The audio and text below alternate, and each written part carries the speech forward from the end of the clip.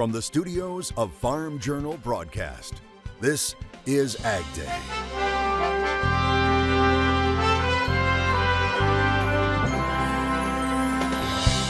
The good news about Louisiana's rice crop. But right now, the second crop looks really good. But what about prices? Digging deep.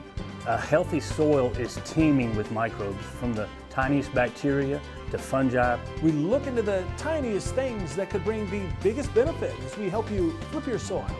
And managing the risk. And producers really, in effect, have more dollars at risk than they've ever had before. What farmers should be doing when it comes to next year's crop right now on AgDay. AgDay is brought to you by Pioneer. Pioneer brand corn is part of a winning team that includes deep local knowledge and on-farm support. Pioneer brand corn, your best year starts here. Good morning, I'm Clinton Griffiths. The 2024 harvest is underway in some parts of the Corn Belt, but farmers are looking at much lower corn and soybean prices than a year ago. Right now, USDA is projecting record yields for both crops, and that may continue to mean tight margins for farmers in 2025. AgDay's Michelle Rook joins us. And Michelle, what are the ways that producers can start managing price risk for next year? Clinton, farmers saw a similar commodity reset for row crops from 2011 to 2014. But at that time, there were not as many crop insurance or risk management tools available to help producers protect the margin on their farm. That's not the case going into the 2025 crop year. Sharply lower corn and soybean prices are squeezing margins on the 2024 crop. However, without a big market turnaround, break-evens could be negative for some farmers in 2025, in large part due to higher cost of production. But if you look at input prices, they're about 40% higher than they were in 2014. So when you look at that, that's a lot more pressure on the margin, and producers really, in effect, have more dollars at risk than they've ever had before. While he says that's tougher to protect, RMA has new crop insurance tools available to help farmers they didn't have in 2014. And so those area plans, you may have heard of the supplemental coverage option, SCO, enhanced coverage option, ECO, or margin protection.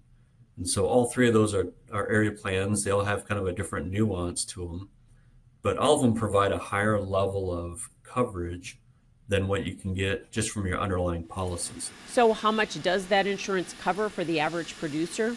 I would say in most areas, most situations, taking an ECO type policy or margin protection policy will cover their cost of production and maybe a little bit more, maybe, within probably 5%. He says the supplemental coverage option covers up to 86%. The sign-up deadline is September 30th, and that will lock in the fall harvest price set in October and put a floor under that price right now. I'm Michelle Rook reporting for AgDay. All right, thanks, Michelle. And we're getting our first report from USDA on how much corn has already been harvested. The agency reporting in its latest crop progress report that 5% of the nation's corn crop has now been harvested. That's 2% ahead of the 5-year average. Condition ratings slipping again, now 64% rated good to excellent. That's down 1% from a week ago. For soybeans, conditions are now about the same as last week, 65%, still rated good to excellent. Happening right now, wildfires in the West are being fueled by an ongoing heat wave. There are more than a dozen active wildfires burning across California. The so-called line fire in the San Bernardino National Forest is one of the biggest. The fire growing to more than 20,000 acres over the weekend. The area is about 60 miles east of Los Angeles. Another fire in Northern California is also spreading. The Boils Fire has forced more than 4,000 people to evacuate. And further north in Oregon, hot temperatures coupled with lightning strikes and wind are fanning the flames of wildfires there. Meanwhile, crews are still working to contain blazes in Idaho, Montana, and Wyoming, including the Remington fire in Wyoming we've been telling you about that is now 88% contained. Hopefully some relief from the heat is finally on the way for the West. Meteorologist Matt Engelbrecht has a look ahead.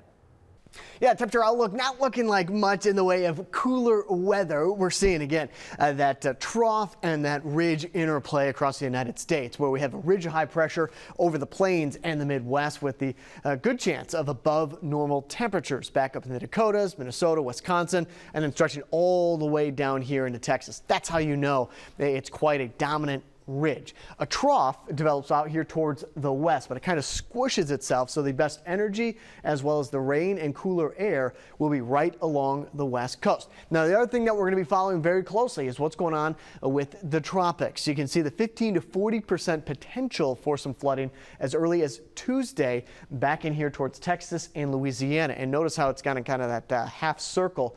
That is that tropical moisture coming in from the south to the north. As we get into Wednesday, that goes up to about a 40 to 70% chance of flooding. And it's not just a busy time of harvesting crops, but for moving livestock.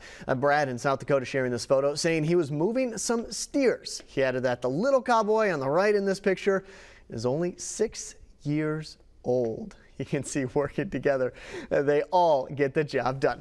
I'll have more in your forecast coming up. Several Republican lawmakers are urging the Biden administration to take action and address the use of Chinese-manufactured agricultural drones. The House members sending a letter to USDA and the Cybersecurity and Infrastructure Security Agency saying their use on American farms poses national security risks. Reuters reports the letter from lawmakers asked for a briefing by the end of the month, citing the large number of drones produced by Chinese drone manufacturer DJI.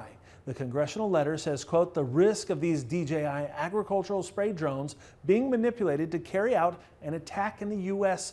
cannot be ignored, end quote. DJI telling Reuters it has no ties to the Chinese military, calling the accusations unfounded. Now, 4 years ago, the U.S. imposed export restrictions on DJI. Lawmakers claim the company accounts for more than 50% of all U.S. drone purchases. Who will be the top corn importer this marketing season? According to the Food and Agricultural Policy Research Institute, it will be Mexico, surpassing China. That's after Mexico resolves its issue surrounding GMO corn imports. Now, it says the U.S., however, will remain the lead corn exporter despite increasing competition from Brazil. It expects Mexico to import almost 22 million metric tons of corn. The administration of the country's president-elect is anticipated to focus on self-sufficiency in white corn while continuing to import genetically engineered yellow corn. Some good news for California producers. State and federal agricultural officials report they have succeeded in eradicating all populations of invasive fruit flies from the state. Officials say the state's invasive fruit fly outbreak last year was the worst ever recorded. Now, the flies threatening some of the state's most valuable crops, including oranges, grapes, mangoes, blueberries, and tomatoes. That led to a joint eradication effort by the California Department of Food and Agriculture and USDA's Animal and Plant Health Inspection Service. Now, it's reported APHIS deployed hundreds of employees to join forces with state officials and ag commissioners for trapping fruit removal and survey activities. The efforts addressed infestations from 5 species of fruit flies. Now quarantines have been lifted in 9 counties, freeing up thousands of acres of commercial ag from restrictions. Flip Your Soil on AgDay is brought to you by ESN. Hear why farmers across the country trust ESN to protect their nitrogen investment and maximize yield. Learn more at smartnitrogen.com. Farmers that flip their soil to something healthier definitely see a payback in increased productivity. Now, soil scientists say those benefits come from soil that is alive due to increased activity of microorganisms. Yes, a healthy soil is teeming with microbes, from the tiniest bacteria to fungi, protozoa, amoebas, all the way up to earthworms. And all of those microbes serve a function. They recycle plant nutrients, they create porosity in the soil, and overall, as we increase microbial biomass in the soil, our soils become more productive. Sackett says another organism that indicates healthy soil is earthworms. And then also, we want to look for the earthworm tunnels. We want to look for earthworm cast to see how many earthworms is in this system. And generally, the more worms we have, the better population of the overall microbes is. Tomorrow we'll find out why not all soils are created equal when it comes to soil health. Soybeans and cattle following the stock market into the green on Monday. We'll discuss it all coming up next. And later, we're off to Louisiana to check in on rice harvest as farmers report good yields but tough prices. That story in the country.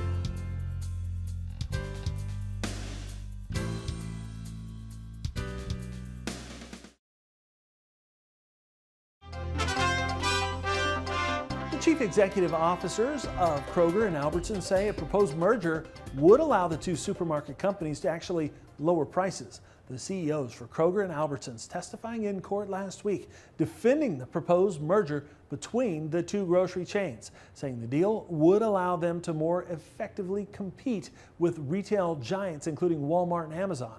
Now, the Federal Trade Commission is seeking a preliminary injunction to block the $24.6 billion deal. The commission and labor union leaders allege the merger would eliminate competition, lead to a decline in workers' wages and benefits, and actually raise grocery prices for consumers. Now, if approved, it would be the largest grocery chain merger in U.S. history.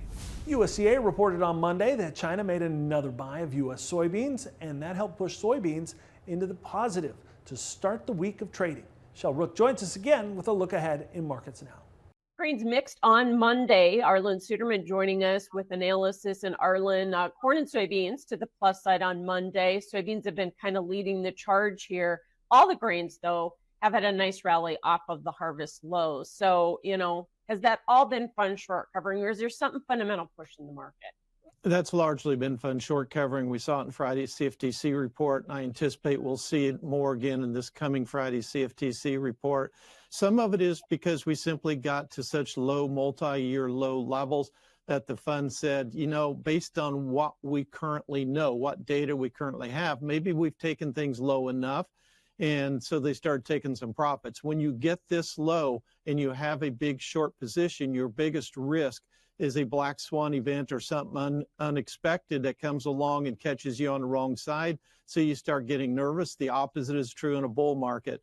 So they started doing that. The momentum trading algos came in and added a little bit of momentum there too. Now the question is, how far can we really sustain it with the farmer being the big long in the market? A lot of questions about whether the harvest low is in. Arlen, what's your thoughts about that? Can we find a low until after the WASDE? Yeah, I feel a little bit more comfortable with that now than I did a week or two ago, and that's because our StoneX yield customer survey came in pretty close to slightly above the August survey, and two other private surveys the same thing. But USDA's estimates on Thursday will be the first ones for this crop year based on actually weighing field samples. And that always gives you the opportunity for some surprises. So I think once we get past the WASDE, we'll feel more comfortable about that.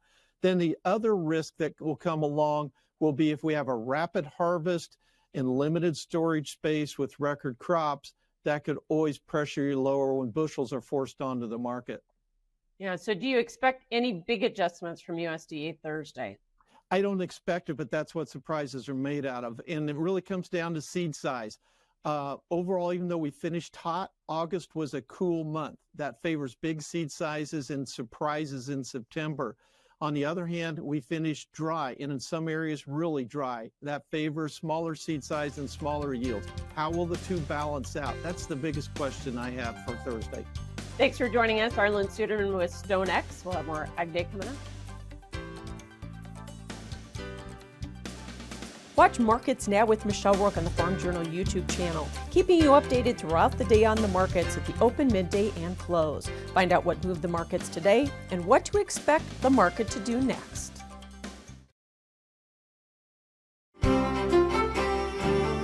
I want to take a quick check of the Drought Monitor as we go into a forecast that includes tropical moisture. Important to keep in mind kind of where we need the rain and where we don't. Notice the location that we're going to see the highest chance of flooding is no longer in a drought. That's Texas into Louisiana. We are abnormally dry. Not officially a drought, but dry in through Louisiana and back up here towards the north where some of that tropical moisture could track. The problem with this is that with tropical moisture, you get a lot over a short amount of time. So while it may help the drought situation, the flooding concerns are real. And again, we'll talk more about that coming up in just a little bit. The jet stream, our main steering mechanism for that tropical moisture, and you can see that with the track, it's going to be tracking from the south to the north very slowly. There isn't anything really steering it to the east or having it go to the north. A lot of the blocking up here to the north is going to keep that tropical moisture suppressed down here to the south, raising the flooding concerns with that system. And now, if we remove that tropical situation, it is a dry and hot forecast for a good portion of the United States. Ridge of high pressure once again over the 2/3 of the United States by Wednesday, also a little bit into Thursday, with some energy trying to come down on the west coast. But like we've seen before, it's not going to be strong enough to really nudge out this ridge, with most of the energy and rain going back up here to the north.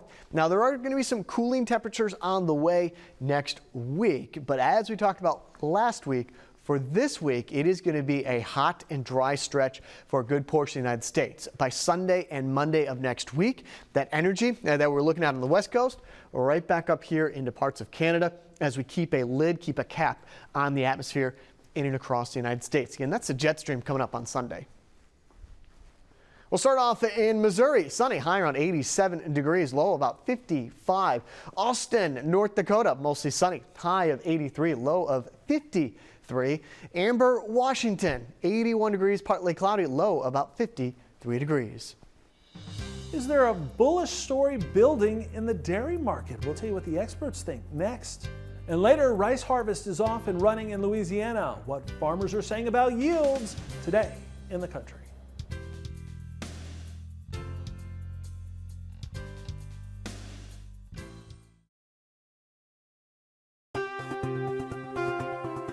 The CDC is recalling some eggs linked to a Salmonella outbreak. Now, according to the agency, at least 65 people in 9 states have fallen ill from the same strain of Salmonella. 24 were hospitalized. No deaths have been reported. The recalled eggs were supplied by Milo's Poultry Farms in Wisconsin. They were shipped to stores and restaurants in Illinois, Michigan, and Wisconsin, but health officials say they may have been sent other places as well. The eggs were labeled with Milo's Poultry Farm or Tony's Fresh Market. All egg types, sizes, and expiration dates are included in the recall. A possible bullish picture is emerging when it comes to dairy lately. That's after the release of the latest July cold storage report. It showed that cheese inventories remained below a year ago, and lower cow numbers and reduced milk output may tighten supplies further, and that's helping to push milk futures higher recently. Robin Schmall tells dairyherd.com some categories have moved to multi-year highs, including block cheese prices, which reached the highest level since November of 2022. The grade A non-fat dry milk prices, they reached their highest level since December of 2022. However, that doesn't mean farmers are in an extremely profitable position. Schmall says the cost of goods and services remains high, along with the cost of replacement heifers. The future price for any commodity is always a complicated puzzle. Up next, we'll see what farmers in Louisiana are learning about this year's rice crop as the harvest comes in today in the country.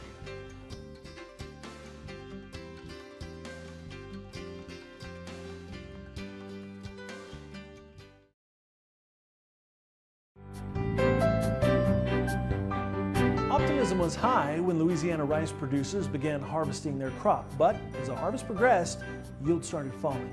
LSU Ag Center correspondent Craig Gautreaux has the story from Southwest Louisiana. When combines first got moving through Louisiana rice fields, yields were very good and farmers were anticipating an excellent year. But a wet July slowed the harvest and yields started trending the wrong way. It's really been a bad year as far as rice yields, because what was anticipated as an excellent harvest has really gone down because of disease and weather conditions. Compounding the issue is that prices are moving the wrong way too. Right now we're in the $13.50 to $14 a hundredweight. So we're looking at about $3 a hundredweight, or about almost 20% reduction in price in 2024 compared to what we were the last 2 years. Because of the lower than expected yields, farmers are more dependent upon their ratoon or second crop to help them financially. That second crop is getting off to a good start. There was very little rutting. We have a lot of acres in second crop, hopefully to make up that yield difference. But right now, the second crop looks really good. While input costs were relatively flat compared to last year, production costs for rice have risen nearly 30% since 2020, putting producers in a precarious position. We're going to need to see some improvement in price or a reduction in cost of production moving forward if producers are going to be able to economically sustain themselves. Rice that was harvested early had the best yields, and mills are reporting the quality was also good. With the LSU Ag Center, this is Craig Gautreaux reporting. All right, thanks, Greg, and that's all the time we have this morning. We're sure glad you tuned in. From all of us here at AgDay, I'm Quentin Griffiths. Have a great day.